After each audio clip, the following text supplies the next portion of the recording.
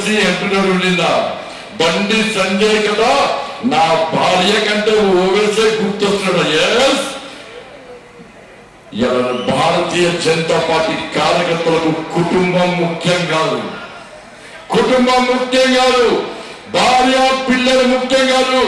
నువ్వు దేశ ద్రోహి కాబట్టి నిరంతరం బండి సంజయ్ మైండ్ లో నువ్వే ఉంటావు తప్ప నా భార్య పిల్లలు గారు నిన్ను అడ్డుకోవడమే నా లక్ష్యం. అదే రామాయణంలో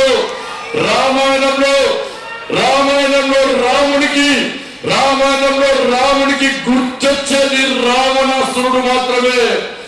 మహాభారతంలో